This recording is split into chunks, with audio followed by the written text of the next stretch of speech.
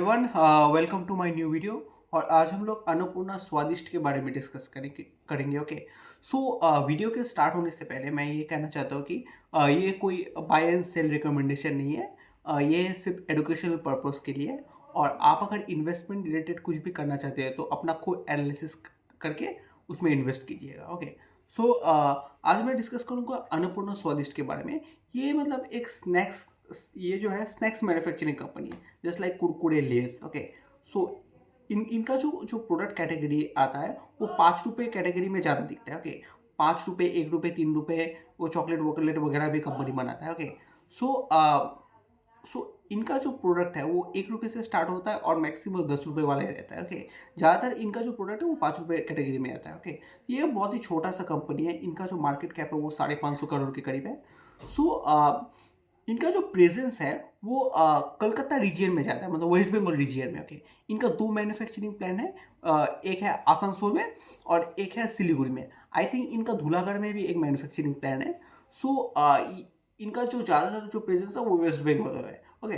Waste Bengal के अलावा भी झारखंड, बिहार, उड़ीसा और आसाम में भी इनका मैन्युफैक्चरिंग प्लांट है। ओके। सो कंपनी कंपनी जो है वो कोई कौन कॉल अनाउंस नहीं करता है, सिर्फ कंपनी पीपीटी देता है। और कुछ कुछ इंटरव्यू में मैंने मैंने मैनेजमेंट से कुछ कुछ मतलब कुछ जानकारी लिया है। सो उसके बारे में आज आपसे डिस्कस करेंगे। ओके।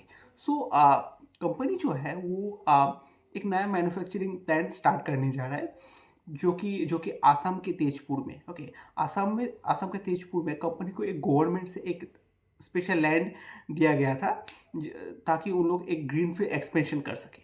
सो कंपनी वहाँ पे एक्सपेंशन नहीं कर रहा है, क्योंकि कंपनी का मैनेजमेंट ने कहा है कि हम लोग शायद एक नया मतलब एक already existing manufacturing plant company company को मिला है, जो कि वो लोग रन करने नहीं वाले हैं। उसको ही कंपनी एक्वायर करने वाला है, मतलब एक्वायर नहीं, मतलब उसको लीज पे ले लिया है और कंपनी वहाँ पे अपना प्रोडक्शन स्टार्ट करने वाला है। ओके। सो इसके अलावा भी कंपनी ने मधु कन्फेक्शनरी नाम का एक जो जो स्नैक्स बनाने वाला जो ब्रांड है, मतलब वो बिस्किट वगैरह जो बनाने वाला कंपनी है, उसको एक्वायर कर चुका है। ओके।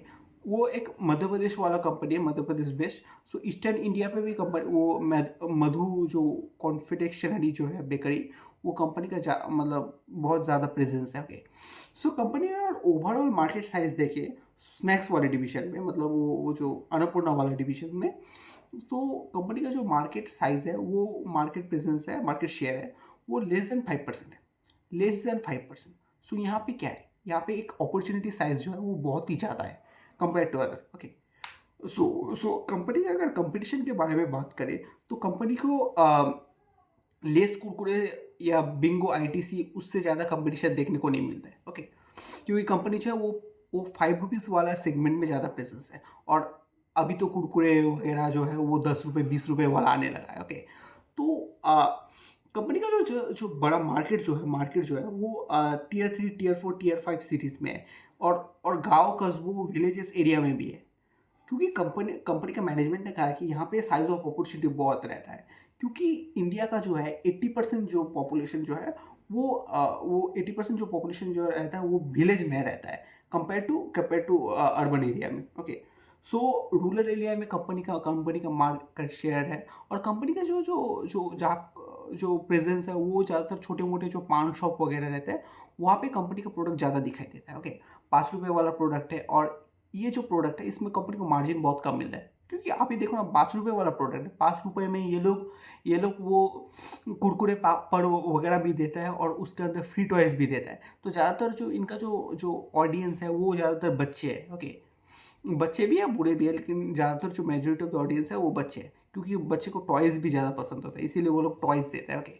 सो सो कंपनी का ये ऐसे टाइप का जो कंपनी जो रहता है, जो जिसमें मार्जिन बहुत ही कम रहता है, तो इन लोगों का एक ही जो जो एम होता है कि ज़्यादा से ज़्यादा रैपिड स्केल में डिस्ट्रीब्यूशन करें। सो इसके लिए कंपनी के पास ऑलरेडी 500 डिस्ट्रीब्यूटर्स हैं, जो कि ईस्टर्न इंडिया और आसाम, बिहार ये जो जियोग्राफी है उसके अंदर प्रेजेंस है। ओके। सो इंडिया से अगर बात करो, सॉरी, वेस्ट बंगाल में अगर बात करो तो कंपनी का 300 डिस्ट्रीब्यूटर्स है, जो कि आगे जाके और भी एक्सपेंड होने वाला है। और बिहार में अगर कंपनी का अगर देखें तो बिहार में कंपनी का 40% एरिया में कंपनी का प्रेजेंस है। अभी भी मतलब फुल प्रेजेंस, मतलब ज़्यादातर ज्योग्राफी में कंपनी प्रेजेंस नहीं है। ओके, सो कंपनी का जो जो जो नया प्रोडक्ट जो फैसिलिटी स्टार्ट हुआ है आसाम के तेजपुर में, यहाँ से कंपनी का प्लान है कि हम लोग नॉर्थ ईस्ट के ज़्यादातर जो रीजन्स है, जो ऑलमोस्ट एवरी सिटीज़ है, वहाँ पे खुद को प्रेजेंस करेंगे। और कंपनी ने कहा है कि हम लोगों को जो है, जो छोटे अनऑर्गेनाइज्ड प्लेयर्स जो है, उनसे ज़्यादा ज़्यादा मतलब कंपटीशन देखने को मिलता है। क्योंकि क्या होता है ना कि अनऑर्गेनाइज्ड जो प्लेयर जो होता है, वो ठीक से अपना जो जो जो टैक्स टैक्स जो है वो सरकार को नहीं देता है। ओके, क्योंकि वो छोटे कंपनी से रहता है और वहाँ पे ज़्यादातर कंपनी का मतलब गवर्नमेंट का फोकस नहीं रहता है। और यहाँ पे ना मतलब टैक्सेशन टैक्सेशन में बहुत ही मतलब घपला होता है। तो इससे क्या होता है कि जब वो छोटे छोटे जो अनऑर्गेनाइज्ड प्लेयर है, उसको उसको प्रॉफिट मार्जिन ज़्यादा मिलता है कंपेयर टू अन्नपूर्णा। सो ये एक प्रॉब्लम का बात है। लेकिन मैनेजमेंट ने यहाँ पे क्या है कि जो छोटे छोटे जो डिस्ट्रीब्यूटर्स जो होता है या दुकानदार जो होता है, वो ब्रांड के साथ जुड़ना चाहता है और वो लोग भी क्वालिटी प्रोडक्ट सेल करना चाहता है, जहाँ पे टेस्ट बेटर हो और उसके साथ साथ क्वालिटी भी मिले। सो इसीलिए क्या होता है कि इतना चैलेंजिंग इन्वायरमेंट में भी हम लोग जो है मतलब अन्नपूर्णा जो है, वो फिर भी हम लोग ग्रो कर सकते हैं। ओके, सो यही कंपनी का एक मतलब चैलेंज है। और मुझे जो लगता है कि जो छोटे जो प्लेयर रहते हैं, छोटे छोटे जो जो फैक्ट्री वगैरह रहता है लोकल एरिया में, सो उन लोगों का जो प्रोडक्शन है वो प्रोडक्शन बहुत ही छोटा साइज़ का रहता है कंपेयर टू अन्नपूर्णा। और अन्नपूर्णा जो है वो रैपिड स्केल में अपना मैन्युफैक्चरिंग करता है। तो जितना आगे जाके कंपनी कैपेक्स करेगा, उतना उतना मतलब ज़्यादा स्केल में मैन्युफैक्चरिंग करने से कंपनी का जो है वो कॉस्ट भी बचेगा। ओके, मतलब कॉस्ट ऑफ रॉ मटेरियल भी कम लगेगा।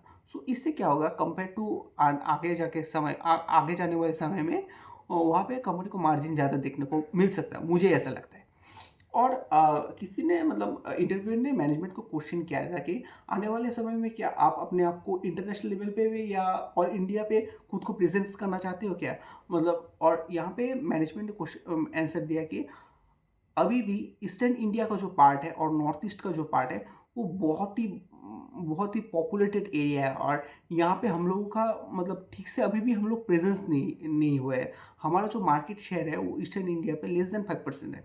सो हमें और भी यहाँ पे डिस्ट्रीब्यूटर बढ़ाना है और भी यहाँ पे मतलब कोने कोने में खुद को प्रेजेंस करना है। यहाँ पे साइज ऑफ अपॉर्चुनिटी बहुत ज़्यादा है। ओके, तो पहले हम लोग ये जो ईस्टर्न पार्ट और नॉर्थ ईस्ट पार्ट को देखेंगे, उसके बाद शायद हम लोग इसके मतलब इसके अलावा भी इंडिया पार्ट में एक्सपेंड कर सकते हैं। ओके, पहले हम लोग ईस्टर्न पार्ट को ही देखेंगे। सो कंपनी का बड़े कंपनी से मतलब आईटीसी या वो बिंगो, उसके मतलब उसके साथ कंपनी का कोई भी कंपटीशन नहीं है। ऑन दी अदर हैंड जो नया जो एक्विजिशन किया है मधुस कॉन्फिडेक्शनरी, सो इसमें क्या होगा, इसमें जो है मार्जिन जो है कंपेयर टू अन्नपूर्णा वो बहुत ही ज़्यादा है। ओके, तो मार्जिन ज़्यादा है। और इनका जो मधुस कन्फेक्शनरी जो यहाँ पे जो प्रोडक्ट जो मिलता है, उसका जो प्रोडक्ट प्राइस है वो 30, 40, 50 ऐसे प्राइस में भी ज़्यादा मिलता है। तो यहाँ पे क्या होगा, ये जो प्रोडक्ट जो कंपनी ने एक्वायर किया है, इससे आने वाले समय में कंपनी का रेवेन्यू बहुत बहुत बढ़ने वाला है कंपेयर टू अन्नपूर्णा। क्योंकि इनका जो एवरेज टिकट साइज जो है वो कंपेयर टू अन्नपूर्णा वो बहुत ही ज़्यादा है। सो कंपनी का पीपीटी मैंने खोला था, तो यहाँ पे लिखा था कि हम लोग FY24 में 250 करोड़ के आसपास रेवेन्यू जनरेट किए थे, जो कि FY27 में हमारा टारगेट है कि 900 से